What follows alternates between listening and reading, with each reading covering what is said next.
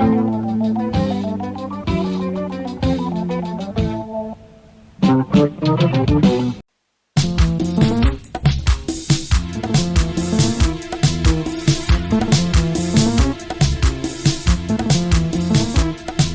know, physics deals with the interaction between matter and energy, from the smallest particles to the whole universe. That's very interesting. And this is Fakada from Change Computer and Language School.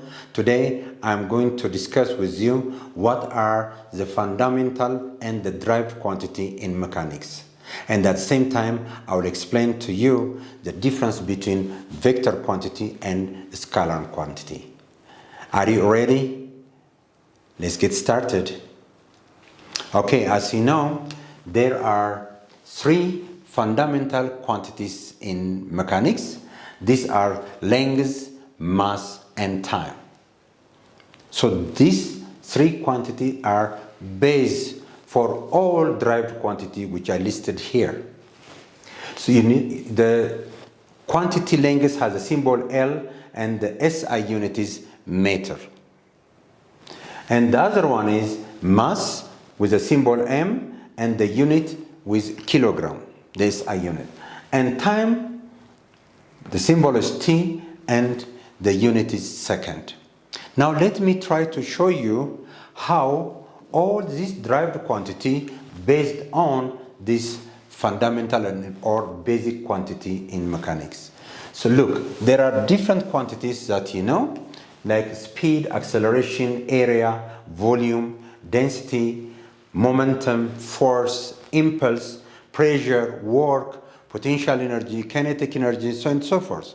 So let me try to list some of them to you how this quantity derived from the fundamental quantity. For example, let's say a speed. A speed has a symbol V and the formula is length divided by time. And the unit of length is meter, the unit of time is second. Let me come to acceleration. Acceleration is denoted by a letter A and the formula is change in speed over time, which is L over T squared. The unit of L length is meter, the unit of time is second square. You see how we just derived from this three fundamental quantity? Let's go on. Area for 2 dimension, the symbol is A and the formula is L squared and the unit is meter squared. For 3 dimension, we use volume, and volume means length times width times height, which is L cubed, and the unit is meter cubed. Density is denoted by a Greek letter rho, and which is mass over volume, which is mass, and the L cubed is the volume, and the unit is kilogram per cubic meter.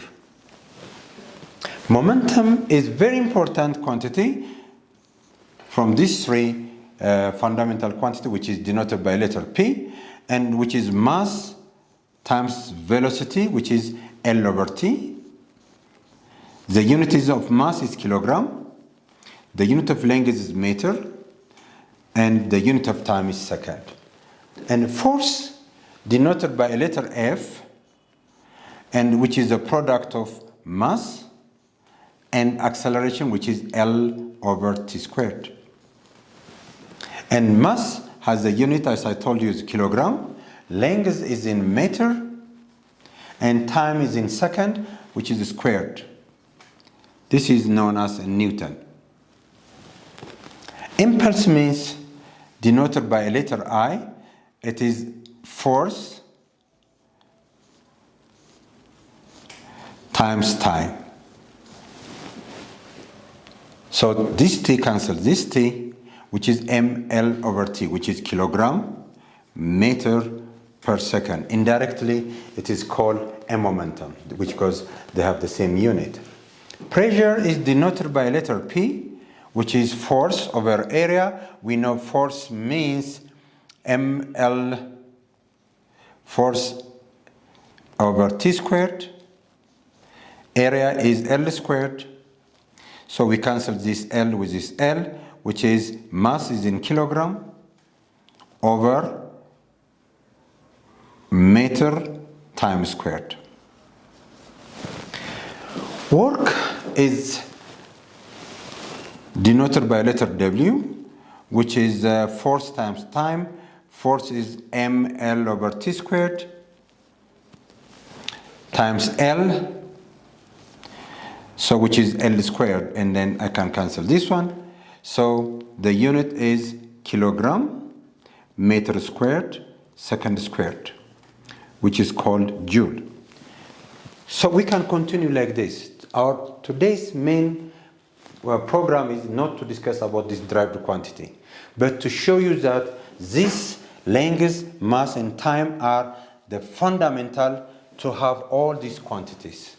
We are going to discuss this one by one next time, and we are going to solve different problems.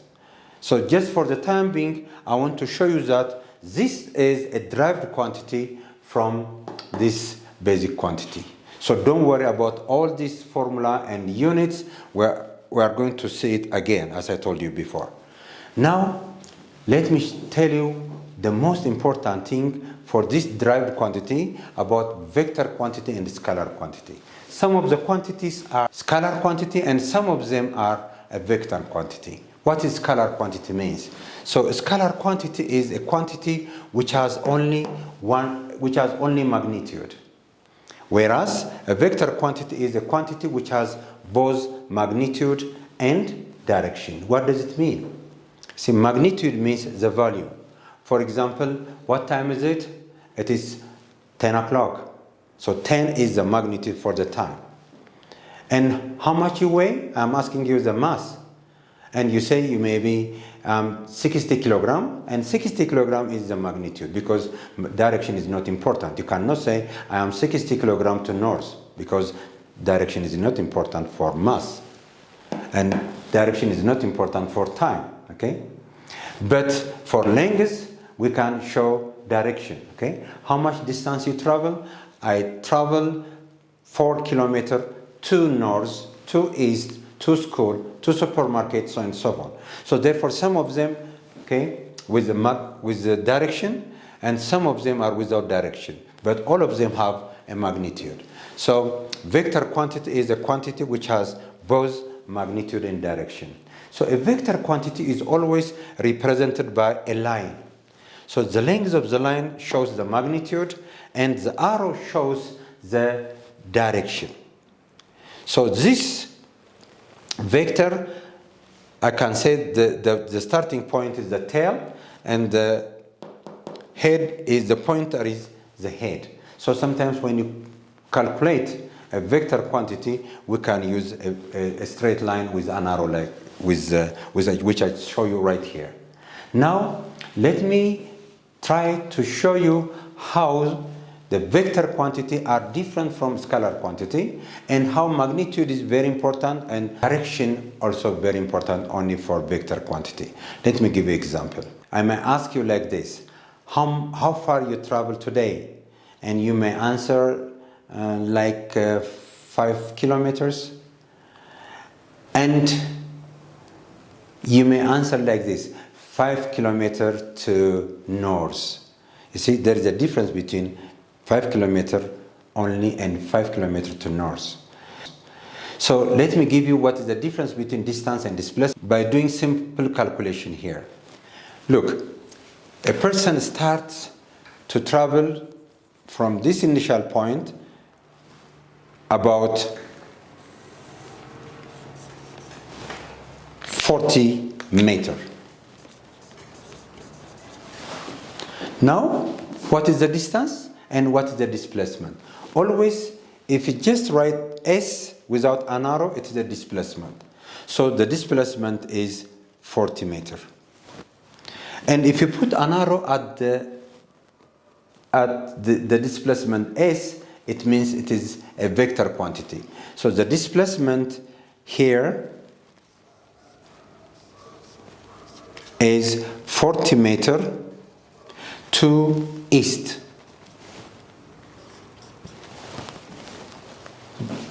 Let me come to the second condition. First, he traveled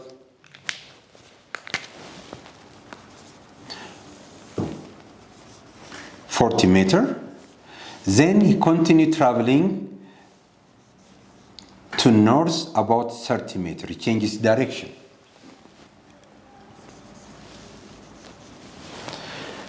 Now, can you tell me the distance and the displacement?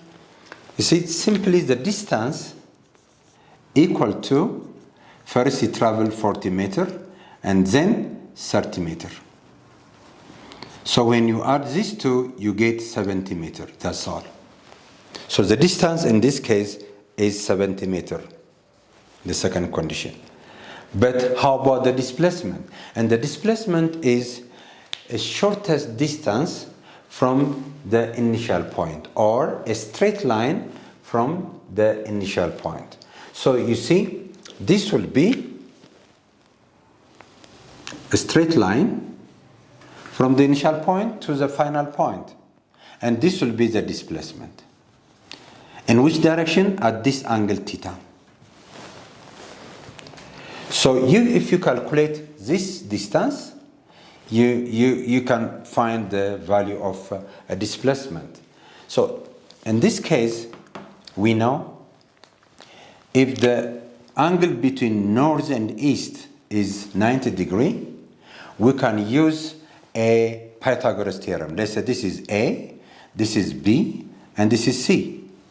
So Pythagoras theorem says C squared is equal to A squared plus B squared. Let me apply this and find the value of displacement. So displacement equal to, so A is 40 meters, the whole squared, plus 30 meters, the whole squared. So we can find the displacement by putting all this value under square root.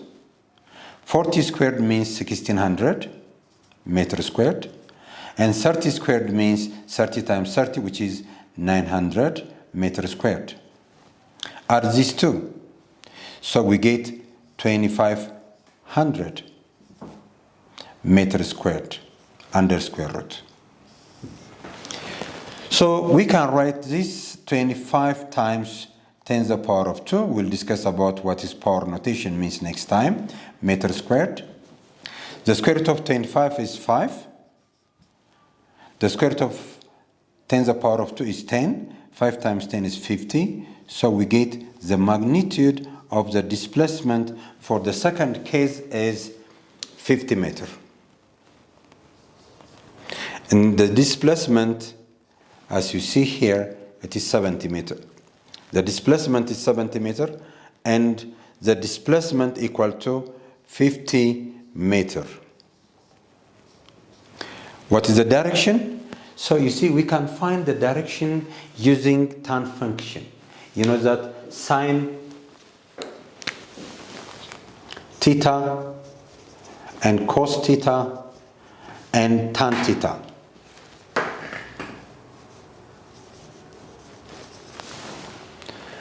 So to find the sine theta and cosine theta, I will discuss this with you next period. But for the time being, we can use, okay? So tan function helps us to find the direction, and as I told you, I'm going to explain in detail about the trigonometric function. So tan theta is equal to opposite over hypotenuse. So opposite side is 30 meters. The hypotenuse is 40 meters. Meter cancel meter, 0 cancel 0. So theta is equal to tan inverse of 3 over 4. 3 over 4 means 0.75. If you see the value of 0.75 under tan inverse, you get the value 36.8 degree. So theta is equal to 36.8 degree. So he travels 50 meters to 36.8 north of east. Let's come to the third case. The third case, as you know, first he traveled 40 meters, then he changed direction and he traveled about 30 meters. Now he continued traveling, but he changes his direction about 20 meters. What is the displacement here? And what is the distance? The distance is very simple. We can calculate the distance equal to 40 meters plus 30 meters plus 20 meters, which is 40 plus 30 is 70, 70 plus 20 is 90 meters. That's it. We get, for the third case, he travels 90 meters. How about the displacement? To find the displacement in the third case is we simply draw a straight line from the initial to the final position. Or you connect the tail of the first vector with the head of the last vector. And this will be the displacement. How can we calculate this one? Let's draw a straight line, perpendicular line here, which has the same magnitude with 30 meters. And I have to calculate this one. And this will be 40 meters minus 20 meters, which is 20 meters. And this is angle which is bigger than this. I have to give another name, alpha. Now let's calculate the displacement. The displacement is equal to, using a Pythagoras theorem, which is 20 meters squared, 20 meters squared plus 30 meters squared under square root. 20 squared is 400 meters squared, and this will be 900 meters squared. So you add these two, 400 plus 900 is 1300. 1300 meters squared. So when you take 1300 from the square root, you get 36.5 meters is the displacement. So let me write the value for the third case is 36.5 meter. What about the direction? We have to calculate alpha. You know, tan alpha is equal to, because we use tan function to find the direction, so which is 30 over 20 meter. So meter cancel meter, 0 cancel 0. So alpha will be tan inverse of 3 over 2, which is 1.5. If you see in your calculator the inverse of tan of 1.5, you get 56.3 degree north of east. So I can write 36.5, 56.3 degree. Let me come to the fourth case. As you know, first he traveled 40 meters, then he changes direction to east, which is 30 meters. After that, he traveled 20 meters, and we calculate the value. Now he continued moving 20 meters. What is the total distance moved? So the total distance moved in fourth case, this is the fourth case. So the distance moved will be distance equal to, first he traveled 40 meters, then he traveled 30 meters, then he traveled 40 meters again. So 40 plus 30 is 70, 70 plus 40 is 110 meters, that's all. We get the magnitude. So for the fourth case, the distance is 100 meters. What about the displacement? The displacement is, look, first he traveled north, okay? First he travels north, and I think I need some space to calculate. Let me calculate the displacement here. So displacement equal to, first 40 meter to east, then 30 meter to north, then 40 meter, 30 meter, then 40 meter to west, which is the opposite direction of east. I make it negative, which is 40 meter. Say 40 meter, cancel 40 meter. So it is only 30 meter north. So this will be the displacement. He travels only 30 meters. So I get displacement equal to 30 meter north. So let me write the magnitude is 30 meter and the direction is north. Let's see the final case. The final case, first he travels 40 meter to east, then 30 meter to south, no, 30 meter to north, and this is 40 meter east. Then he came 20 meter, which is totally 40 meter west. Then he continued moving and he came to his original place, which is 30 meter.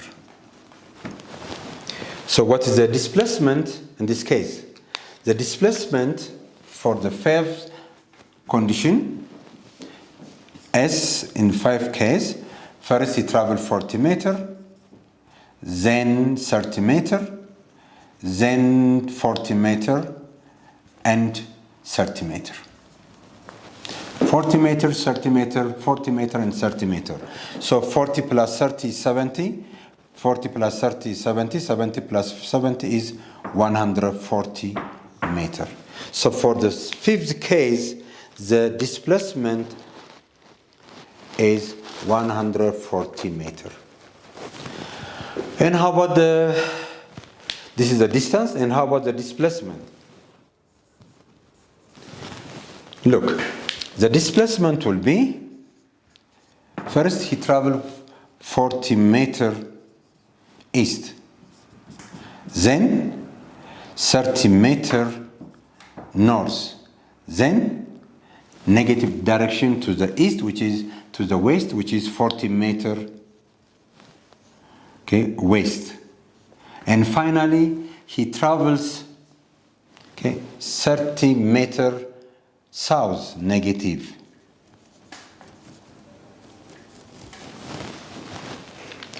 (40 meter east and 40 meter west are in opposite direction, we can cancel. 30 meter north and 30 meter south, they are in opposite direction. Totally, we get 0. So the displacement is 0 and the direction is in its original place. You can see there is no change in position. Look, in these 5 conditions, we have different value magnitude for distance and different magnitude for vector. So next time I will give you another more example, but you know that when you calculate physics, you must know which one is vector quantity and which one is scalar quantity, because direction is very important. I hope you enjoyed my class, and next time we'll continue about the kinematics, what is motion means. So if you have any comment, you are welcome. Thank you for today. Have a nice time.